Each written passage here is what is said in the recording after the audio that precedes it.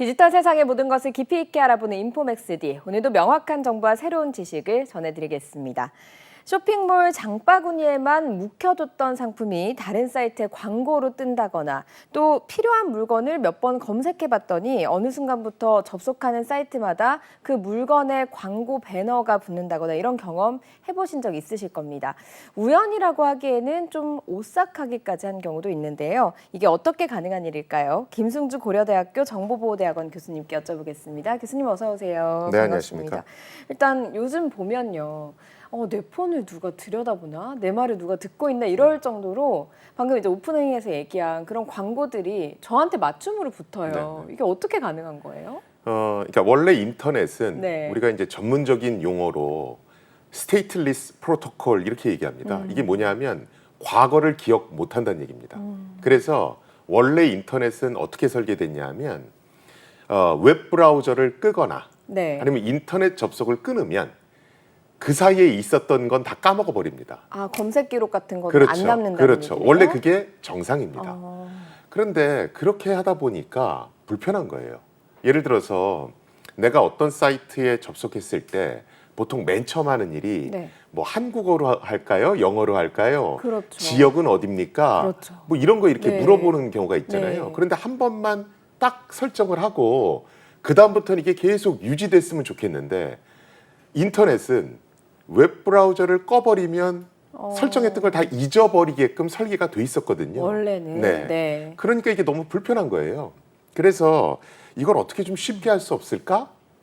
라고 해서 만들어진 게 쿠키라고 하는 기술입니다. 쿠키 설정 이런 거 그렇죠. 많이 과거부터 많이 떴잖아요. 그렇죠. 네. 그래서 이 쿠키라고 하는 기술을 이용해서 과거에 내가 했던 행동을 기억할 수 있게끔 만든 겁니다. 그래서 원래 좋은 목적으로 만들어진 네. 건데 이게 조금 악용되다 보면 개인정보를 침해할 수도 있게 되는 거죠. 네, 쿠키가 그러면 어떤 웹 브라우저에 있는 어떤 내용들을 저장하는 그걸 쿠키라고 하는 건가요? 그렇게 보셔도 되고요. 네. 그러니까 쿠키라고 하는 게 1994년에 네. 만들어졌습니다. 근데 이게 어떤 식으로 동작을 하냐면 내가 URL이라고 그러죠. 인터넷 주소를 치고 그리고 웹 브라우저를 이용해서 해당 사이트에 딱 접속을 하면 네. 그 사이트에서 내 컴퓨터에 프로그램을 하나 설치합니다. 아, 요걸 쿠키라고 그럽니다. 그 프로그램을 쿠키라고 그렇죠. 하는 거예요? 요 프로그램, 요 쿠키에는 내가 어떤 것들을 했다. 요런 정보들이 이제 선택적으로 기록이 되게 됩니다. 저도 모르는 사이에 저장이 되는 거네요. 그렇죠. 그런데 내가 다음번에 똑같은 사이트에 네. 접속을 하게 되면 웹브라우저에서 쿠키가 있을까? 이걸 먼저 찾아요. 그래서 쿠키가 있으면, 그러니까 즉 과거에 만들어 놓은 쿠키가 네. 있으면 그거에 따라서 여러 가지 환경 설정을 맞춰 놓는 겁니다. 네. 그래서 이 사람은 과거에 한국어로 서비스 받겠다고 했네. 그리고 그거에 맞게끔 딱 맞춰주는 거죠. 굉장히 열심히 그러면은 움직이고 있었네요. 그러니까 맞춤으로 편리하게 해주기 위해서. 그렇죠. 그런데 사실은 이 쿠키라고 하는 게 뭐 예를 들어서 뭐 아이디 비번 네. 이런 거 내가 막 들어갈 때마다 치기가 좀 맞아요. 그렇잖아요. 네. 그래서 그런 것도 뭐 요새는 알아서 다, 자동으로 네. 들어가게 한다거나 아까 말씀드렸듯이 뭐 언어, 사용 지역 이런 거 미리 해주게 한다거나 네. 아니면 카트에 과거에 담아놨던 거 네. 이런 거 다시 볼 수 있게끔 해준다거나 네. 이런 긍정적인 면이 있잖아요. 네. 그래서 쿠키들을 막 쓰기 시작한 겁니다. 네. 실제로 인터넷 서비스를 하는 대부분의 기업들은 쿠키를 이용합니다. 그런데 이걸 이제 너무 과도하게 이용해서 개인정보를 침해하는 수준까지 간 거예요. 네. 그래서 지금은 쿠키를 설치할 때 이용자들한테 어떤 종류의 쿠키까지만 허용하시겠습니까? 이렇게 동의를 구합니다. 그래서 요새 외국 사이트 접속해 보시면 뭘 자꾸 뭐 네, 어셉트냐, 네, 뭐 네, 이거 네. 수정할 거냐, 뭐 이런 거 자꾸 뭐 네. 물어볼 거예요. 그게 이제 모든 쿠키를 다 허용할 거냐, 아니면 본인이 이렇게 선택적으로 요런 것만 허용하게 할 거냐 이걸 물어보는 겁니다. 귀찮아서 올 업세트 이런 거 많이 보통 그렇게 하죠. 눌렀던 것 같은데 쿠키에도 그럼 종류가 있나 보죠? 사실은 굉장히 많은 종류가 네. 있는데 그걸 다 설명하기는 좀 뭐하고요. 네. 일단은 가장 중요한 게 일시적인 쿠키냐, 그러니까 temporary 쿠키냐, 아니면 우리가 persistent 쿠키 그래서 지속적으로 존재하는 쿠키냐, 네. 이게 일단 굉장히 중요합니다. 일시적인 쿠키는 인터넷 연결이 끝나거나 아니면 브라우저를 종료하면 네. 지워지는 쿠키를 얘기합니다. 네. 이건 사실은 그렇게 큰 문제가 아니에요. 그렇죠. 그리고 우리가 인터넷을 쓰는데 굉장히 편리하게 만들어줍니다. 그 당시에 그러니까 내가 사용하는 동안에 관련 내용을 저장을 해서 연결해주는 그렇죠. 역할을 하니까요. 사실은 이런 일시적 쿠키가 있기 때문에 네. 우리가 카트에 어떤 상품 담아놓고 이 사이트 저 사이트 막 왔다 갔다 해도 그게 그대로 유지돼 있잖아요. 그렇죠. 가격 비교를 할 때도 그러죠. 이게 유용하고요. 일시적 쿠키 때문에 사실은 이런 서비스가 가능한 겁니다. 네. 그래서 이건 굉장히 유용하다고 볼 수 있죠. 그런데 문제는 persistent 쿠키 그래서 웹브라우저를 끄거나 인터넷 연결이 끊어져도 계속 남아 있는 거예요. 이거는 사실은 조금 주의 깊게 봐야 됩니다. 그런 계속 남아있는 쿠키 때문에 광고가 계속 뜨는 건가요? 그렇죠. 유저가 계속 모니터링 되는 거죠. 네. 그런데 이 persistent 쿠키가 그러니까 즉 계속 남는 쿠키가 뭐 좋은 면도 있어요. 네. 뭐 예를 들어 내가 어떤 사이트 접속하는데 뭐 아이디 같은 경우는 반복적으로 안 쳤으면 좋겠잖아요. 네. 이런 것들을 자동으로 이렇게 입력시켜 줄 때는 굉장히 편리합니다. 그래서 뭐 계속 유지되는 쿠키라고 그래서 무조건 나쁜 건 아닙니다. 네. 근데 얘가 어떤 걸 그럼 계속 유지해? 이런 걸 확인을 해야 되죠. 네. 그래서 일단은 쿠키가 오래 존재하는 쿠키냐, 내가 브라우저를 끄면 없어지는 쿠키냐, 요거는 일단 한번 체크해 보실 필요가 있고요. 네. 그다음에 두 번째로 중요한 게 first party 쿠키와 third party 쿠키가 있습니다. 요건 이제 뭐냐면 이제 first party, third party는 뭘 의미하냐면 우리가 인터넷 주소를 치고 해당 사이트에 딱 접속을 해요. 네. 그렇죠? 네. 그러면 거기 있는 정보가 내 컴퓨터에 쫙 표시되잖아요. 네. 많은 분들은 그 모든 정보가 내가 접속한 그 회사에서 온 줄 아세요. 예를 들면 www.연합뉴스TV. 뭐 해서 접속을 했다. 네. 그러면 어떤 정보들이 쫙 올 거 아니에요. 네. 그러면 모든 고객들은 이거 연합뉴스TV에서 다 이거 보내주는 거지 이렇게 생각하세요. 네. 근데 그렇진 않습니다. 왜 그러냐면 웹사이트를 잘 보면 네. 중간에 이렇게 텍스트로 그러니까 어떤 글로 된 컨텐츠도 있지만 네.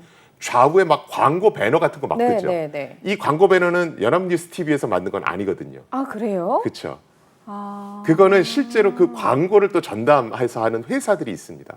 네. 자, 그러면 내가 연합뉴스TV 웹사이트에 딱 접속하면 기본적으로 연합뉴스에서는 제 컴퓨터에 쿠키를 설치합니다. 네. 그게 first party 쿠키입니다. 네. 연합뉴스가 내가 즉 접속한 사이트에서 내 컴퓨터에 설치하는 쿠키. 근데 그거 말고 옆에 광고창도 있다고 말씀드렸죠. 네.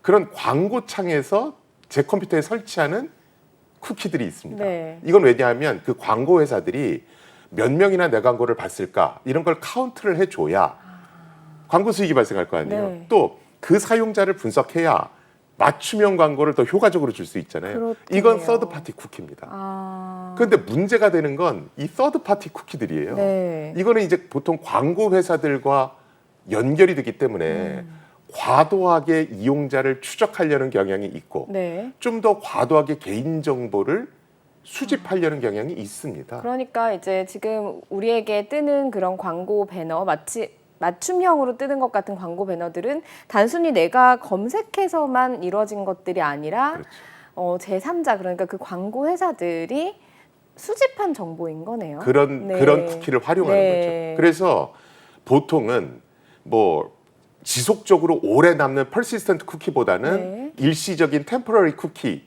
위주로 네. 사용하셔야 되는 거고 네. third party 쿠키는 가급적 동작 안 하도록 만들어야 되고 네. first party 쿠키 위주로 쓰시는 게 좋죠. 그거를 동작을 뭐 안 하게 할 수 있는 설정 기능들이 다 있어요. 사실은 웹브라우저의 설정창에 보면 나는 모든 쿠키를 다 거절할 거야. 내가 좀 불편해지더라도 네. 아니면 난 어떤 것만 선택적으로 할 거야. 네. 이런 걸 세팅하실 수 있고요. 네. 또 기존에 쿠키가 설치돼 있다 하더라도 그걸 전부 다 삭제하실 수도 있습니다. 네. 근데 문제는 이제 광고 회사들도 이제 그걸 알아요. 어. 그러다 보니까 이 서드 파티 쿠키들을 잘 안 지워지게끔 이상한 장소에다 숨겨놓는다든가 어떤 장난질을 좀 쳐놓는 경우들이 있습니다. 그런 경우는 법적으로 제재가 되는 건 아니에요? 쿠키도 일종의 개인 정보로 봅니다. 네.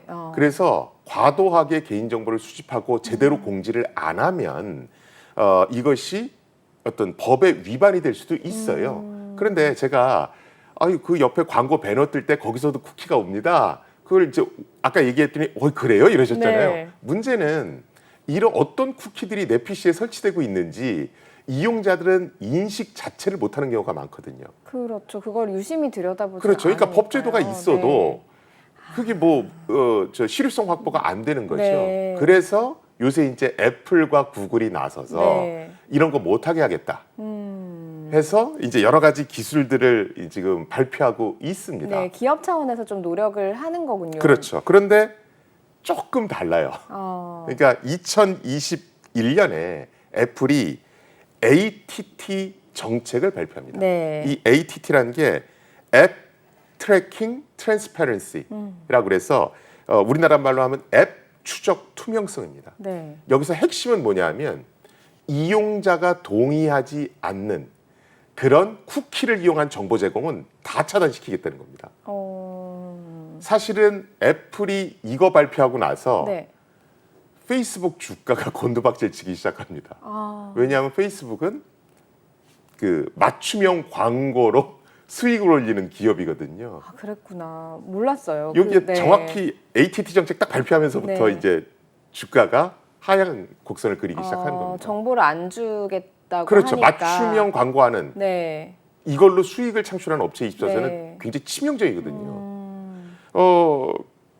2021년에 애플이 ATT 정책을 발표하고 나서 네. 1년 후 2022년에는 구글이 우리도 개인정보를 보호해 줄 거야. 그러면서 이제 나온 것이 프라이버시 샌드박스라고 하는 네. 정책입니다. 네.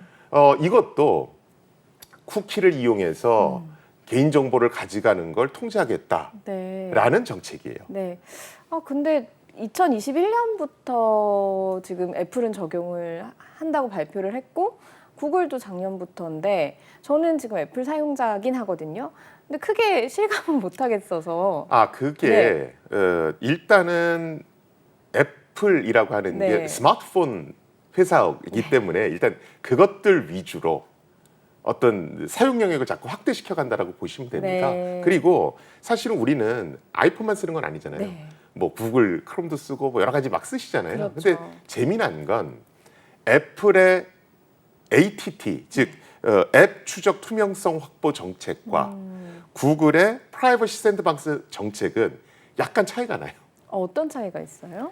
근본적으로 애플은 주 수익원이 스마트폰 팔고 앱스토어에서 수수료 받고 이게 주 수익원입니다. 네. 그렇죠? 그런데 구글은 80% 이상, 매출의 80% 이상이 광고 수익입니다. 그래서 광고를 원천 차단시키면 구글은 자기네 사업 모델하고 말이 안 되는 네. 거예요. 그래서 애플은 야 너희들 고객의 개인정보, 그러니까 쿠키를 이용해서 개인정보 수집한 다음에 그거 가지고 맞춤형 광고하는 걸 원천 차단시킬 거야. 네. 고객이 동의하지 않으면 아예 불가능해. 이게 애플의 정책인데요. 네. 구글은 맞춤형 광고를 좀 더 세련되게 할 수 있도록 해드릴게요. 그런데 그게 개인정보 침해까지는 안 가도록 네. 저희가 이렇게 프레임을 잘 만들어 놓겠습니다. 네. 그래서 저희 이 프레임 안에서 맞춤형 광고를 하십시오. 그러니까 약간은 이제 좀 광고를 허용해주는. 약간 이제 비껴서 할 수 있는 그렇죠. 그런 루트를 마련을 해준 거네요. 그렇죠. 구글 그래서 그게 약간 입장에서는. 좀 다르다라고 보시면 됩니다. 네, 그러면 소비자들 그리고 이용자들이 느끼기에는 아주 크게 실감하기는 어려운 정책들이 있는 부분들이 있는 거네요. 그렇죠. 네. 그러니까 구글과 애플이 약간 다르다 이렇게 보시면 네, 됩니다. 그럼 우리 정보가 계속 이제 노출이 되는 거를 우리는 이제 보고만 있어야 하는가 하는 생각도 들기는 네네. 하거든요. 그러면 어떻게 해야 사실은 될까요? 제가 이제 쿠키를 오늘 말씀드리는 네. 게 사실은 그게 어렵다 하더라도 웹브라우저나 이런 데 가보시면 그 쿠키 설정란 네. 이런 것들이 있어요. 네. 사실은 그걸 한번 이렇게 클릭해서 찾아가 보실 필요는 있습니다. 네. 그게 뭐 다 귀찮으면 네. 그냥 쿠키 자체를 다 꺼놓으시면 돼요. 그럼 조금 불편하게 그렇죠. 하겠네요. 내가 들어갈 때마다 아이디 치고 이런 건 있어도 어떤 여러 가지 이렇게 내 개인 정보는 네. 어느 정도 보호할 수는 있습니다. 네. 그리고 그것마저도 귀찮으시면 우리가 웹브라우저 할 때 그 세이프 브라우징 모드라고 그래서 네. 이렇게 시커멓게 이렇게 안전 브라우징 모드라는 네. 게 있을 거예요. 네. 그런 걸 선택하시면 가급적 개인정보가 유출되는 걸 좀 이렇게 차단시켜 줍니다. 이게 사실 그 개인정보가 그 계속 이제 대두되는 이유가 우리 정보가 이렇게 광고처럼 이렇게 누출되는 느낌이 들다 보니까 사실 개인정보를 보호하는 쪽에서 조금 더 법이 강화돼야 하는 것 아니냐라는 목소리가 계속 나오긴 했어요. 네네. 그러다 보니까 정부에서도 올해 3월에 개인정보보호법 전면 개정안 공포했고 입법 시행안 이제 예고하고 있는 중인 거잖아요. 네네. 이게 필요했던 이유부터 좀 설명을 해주세요. 사실은 개인정보라는 게요. 우리는 처음 딱 개인정보 얘기를 들으면 그래, 저건 보호해야지. 네. 이렇게 생각을 하세요. 네. 근데 정말로 보호의 잣대를 딱 놓고 그걸 적용하기 시작하면 법이 이따위로 만들었어. 이러니까 이게 불편하지. 또 이런 얘기를 하세요. 예를 들어서 내가 어디 사이트 갔는데 네. 그 내가 평상시 잘 보던 그런 영화 컨텐츠 네. 이런 거 쫙쫙 이렇게 올라와 주면 좋잖아요. 뭐 넷플릭스나 이런 그렇죠. 데 말씀하시는 그런데 거죠? 네. 개인정보보호법을 굉장히 강화시켜 놓으면 네. 그런 활용을 못 하는 거예요. 그렇죠. 그래서 개인정보라고 그러는 것은 네. 옛날에 법을 만들 때는 무조건 보호한다 취지였어요. 네. 근데 그렇게 해놓으니까 4차 산업혁명 기조랑 안 맞는 거예요. 그러니까 다 동의를 받지 않으면 못 쓰게 해놓으니 4차 산업혁명이 추구하는 건 초개인화된 네. 맞춤형 서비스를 제공하겠다. 네. 그 맞춤형 서비스를 제공하기 위해서 빅데이터 분석도 하고 인공지능 분석도 하겠다. 이런 게 근본 취지거든요. 자, 그런데 모든 건 사전 동의를 받지 않으면 못하게 막아놓으니 네. 이게 일단 안 되는 겁니다. 그럼 이번에 바뀐 개정안에는 그걸 사전 동의를 안 받아도 되게끔 법이 그러니까 바뀌었나요? 지금 법안, 그러니까 지금 개인정보보호법 개정의 방향은 네. 데이터의 활용과 보호를 적절히 조화시키자. 이게 사실은 제일 중요한 네. 요인이라고 보시면 네. 됩니다. 그러니까 대표적인 게 이제 뭐가 있냐면 제가 이제 연합뉴스 TV 건물 와도 이제 여러 가지 이제 카메라, CCTV 같은 게 있잖아요. 네. 그러면 이렇게 팻말이 붙어 있습니다. 저희는 이러이런 목적으로 영상 정보를 수집하고 있습니다. 뭐 이렇게 안내 문구를 네. 붙이죠. 여러분들이 택시를 타시더라도 여기는 블랙박스가 설치돼 있으며 이런 식으로 정보를 수집하고 네. 있습니다. 이렇게 고지를 합니다. 네. 그렇죠? 그런데 이런 건 고정형 장치이기 때문에 가능해요. 그런데 요새는 이동형 영상 정보 처리기도 있습니다. 뭐냐 하면 자율주행차가 막 다니는데 네. 얘는 카메라 가지고 주변을 막 찍으면서 사물을 인식해서 자율주행하는 거거든요. 그렇죠. 그런데 이런 거 같은 경우에는 얘가 막 이동을 한단 말이에요. 그래서 사람들한테 사전 고지하기가 쉽지가 않습니다. 네. 자율주행차 가면서 스피커로 지금 정보를 수집하고 있습니다. 주의하십시오. 네, 이러고 다닐 수는 네. 없잖아요. 그러니까 이런 경우에 과연 어떻게 할 거냐. 자, 드론으로 지금 뭘 배달한다는데 드론이 막 움직이면서 영상 정보를 수집할 텐데 기본적으로 그걸로 길을 찾으니까. 그렇죠. 이거를 사전에 고지할 거냐. 이런 여러 가지 문제가 생기는 거예요. 그래서 이런 이동형 영상 정보 네. 처리기에 대해서는 개인정보 수집과 관련해서 어떤 식으로 고지하고 네. 동의를 구할 거냐. 네. 뭐 이런 내용들이 이번에 네. 들어갔다라고 보시면 되고요. 네. 또 하나는 우리가 지금 개인정보 얘기할 때 제가 동의를 구해야 됩니다. 이렇게 말씀드렸잖아요. 네. 그런데 안 읽어보시잖아요. 맞아요. 이게 네. 맨 처음에는 개인정보보호법이 아예 없었을 때, 네. 그러니까 초창기 나왔을 때, 개인정보보호법이 초창기 나왔을 때는 동의를 받으라니까 네. 포괄적 동의를 받았습니다. 네. 그냥 모든 걸 쫙 열거해 놓고 동의합니다. 동의합니다. 네. 이렇게 하는 거예요. 네. 그 포괄적 동의를 받지 마라. 네. 그래서 어떻게 했냐면 항목을 다 나눠 나눠 놓습니다. 네. 그래서 필수와 선택. 선택과 나눠 놓죠. 네. 그래서 이용자가 꼭 필수적인 요소만 네. 이제 동의하도록. 그래서 개인정보 유출의 범위가 좀 이렇게 줄어들도록. 그랬더니 업체들이 뭘 하냐 하면 그걸 또 숨겨놔요. 그래서 뭐 사실은 필수와 선택으로 나눠 놨지만 별로 유명무실한 거. 네. 그 다 그냥 누르잖아요. 그렇죠. 이용자들도. 그래서 이런 거에 있어서 실효성을 확보하라는 겁니다. 네. 그러니까 이용자한테는 조금 더 잘 고집받고 꼭 필요한 거 아니면 네. 이제 동의를 안 하도록. 그래서 이런 어떤 안전장치들이 들어갔다 보시면 되고요. 네. 또 관련해서 요새는 개인 정보를 이제 해외에 이전시키는 경우도 되게 많습니다. 네. 뭐 클라우드라든가 기타 네. 등등 하면서 그래서 이렇게 개인 정보를 해외에 이전시킬 경우에 어떻게 할 거냐, 네. 뭐 그런 내용들이 정비돼서 네. 들어가 있다라고 보시면 되고요. 네. 그 다음에 이제 과징금 관련해서도 사실은 많이 개정됐습니다. 사실은 뭐 개인 정보 담당하시는 분들이 회사에는 다 있는데 네. 거기를 이제 안 가려고 그래요. 아. 그럼 사고만 나면 그 사람이 다 책임지고 네. 잘못하면 감옥도 가고 뭐 네. 이러거든요. 그런데 이렇게 개인 중심으로 처벌하는 건 좀 문제가 있다. 그래서 이거를 업무 담당자한테 자꾸 책임을 전가시키고 네. 또 기업도 그걸 악용하는 걸 좀 막자. 아. 그래서 담당자에 대해서 처벌을 하기보다는 개인정보, 그러니까 어떤 법의 테두리를 벗어나서 수집한 개인정보를 가지고 회사가 이득을 챙겼을 때 네. 실제로 회사한테 굉장한 경제적 타격을 주겠다.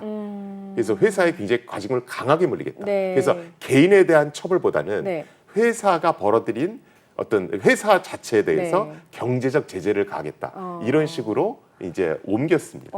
이제 인터넷과 디지털 그 시대가 도래하고 나서 쭉 있었던 그런 문제들을 좀 다 펼쳐놓은 다음에 그렇죠. 여기에 대해서 좀 보완점들을 좀 마련한 게 개정안이다라는 생각이 맞습니다. 드는데 그러면 저희 같은 이용자 입장에서는 앞서 말씀하신 뭐 필수와 선택으로 이 개인 정보를 이렇게 선택할 수 있는 게 나눠졌다가 이게 조금 더 구체적으로 명시되고 구체적으로 고지가 된다고 말씀하셨잖아요. 저희가 딱 체감할 수 있는 어떤 달라지는 점이 어떤 게 있을까요? 일단은 사실은 법에서 그럼 어떻게 해라 네. 이렇게 세부적으로 할 수는 없습니다. 실제 이제 법안이 나오고 나서 네. 여러 가지 이제 사례들이 만들어지겠죠. 그런데 법이 만들어졌기 때문에 지금보다는 그래도 조금 친절한 안내를 받으실 수 있을 거예요. 네. 그리고 사실은 아까 말씀드렸듯이 기업체 입장에서도 조금은 어떤 데이터 활용을 해서 4차 산업혁명에 맞는 여러 가지 서비스들을 선제적으로 개발할 수 있도록 네. 그런 식의 어떤 조치도 분명히 마련이 될 겁니다. 네. 그래서 그건 조금 더 두고 보실 필요가 있고요. 그리고 법이 이제 개정되고 나서도 많은 분들이 제 개인정보가 침해된 것 같아요. 뭐 해야 되는 것 같아요. 이렇게 인터넷에 올리시는 분들이 계세요. 네. 근데 우리나라는 개인정보 분쟁 조정위원회라는 네. 곳이 있습니다. 이 개인정보 분쟁 조정위원회는 뭐냐면 우리가 저 개인정보가 침해된 것 같아요. 이거 소송해야 되겠어요? 뭐 이러잖아요. 네. 근데 소송이라는 게 그렇게 쉽지도 않고 그렇죠. 굉장히 큰 부담을 줍니다. 그런데 이 개인정보 분쟁 조정위원회는 법정에 가기 전에 이 당사자들로 하여금 합의를 이루도록 하는 네. 그런 기구예요. 네. 그래서 거기 가면 기술 전문가 그리고 여러 가지 법 전문가분들이 계세요. 네. 그래서 거기다 이제 민원을 올리시면 그 담당자를 다 부릅니다. 어. 그래서 이거는 누가 잘못했어. 네. 그래서 이걸 어느 정도 가격에 배상을 받아야 될 것 같은데요. 아니면 이거는 법적으로 잘못 있는 건 아닌데요. 네. 이렇게 합의를 이룰 수 있도록 해줘요. 어. 그래서 사실은 그 개인정보 분쟁조정위원회를 잘만 활용하셔도 본인의 어떤 개인정보의 오남용에 대해서 적절한 보상을 받으실 수 있습니다. 그럼 만약에 이제 제가 그 스팸 전화 되게 많이 오잖아요. 네네. 그런데 스팸이라고 하기에 좀 애매해서 전화를 받아보면 저에 대해서 너무 잘 알고 네네네. 있는 거예요. 그러면 이 전화번호의 정보를 어떻게 알았냐? 그리고 말을 못해요. 그럼 그럴 때 제가 좀 억하심정이 생기고 화가 나서 그러면 소송을 걸고 싶다 하기 전에 거기 가서 조정을 할 수가 그렇죠. 있는 거네요. 그리고 실제로 소송을 간다 하더라도 네.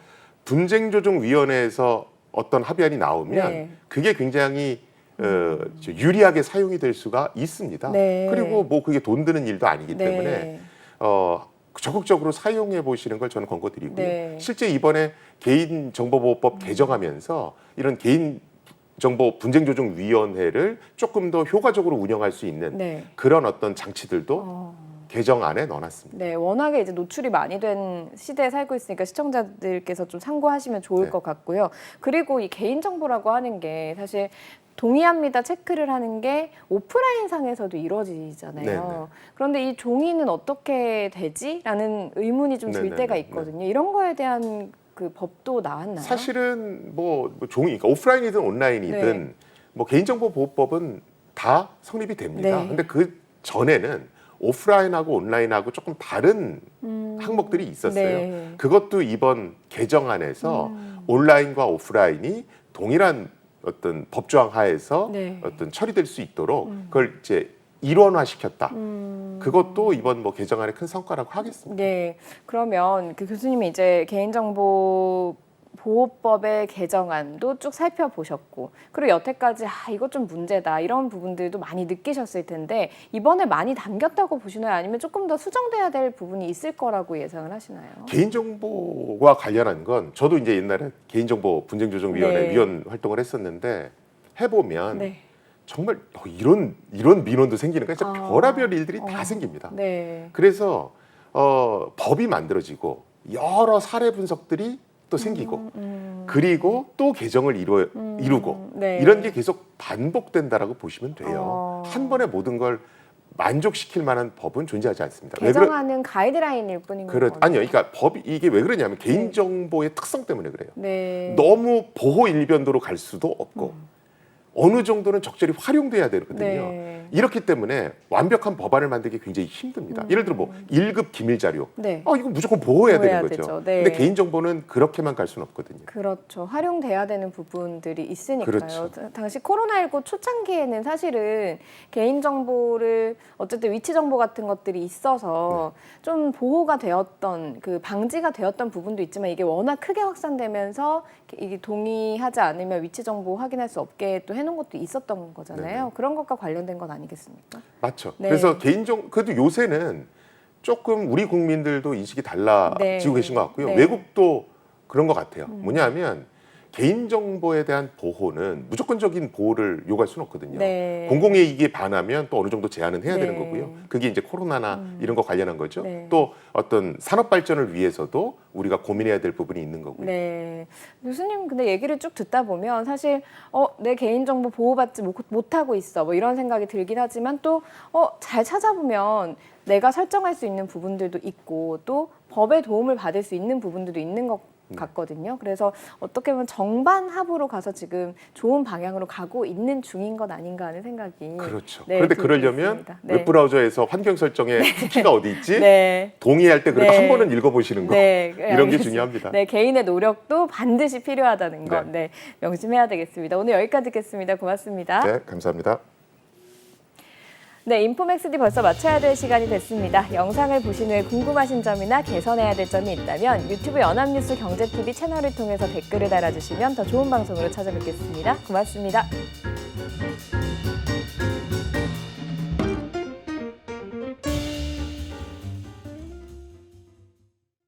안녕하세요. 인포맥스D 아나운서 강래원입니다. 더 많은 실시간 경제 뉴스와 경제 정보를 알고 싶으시다면 오른쪽 구독 버튼을 눌러주세요.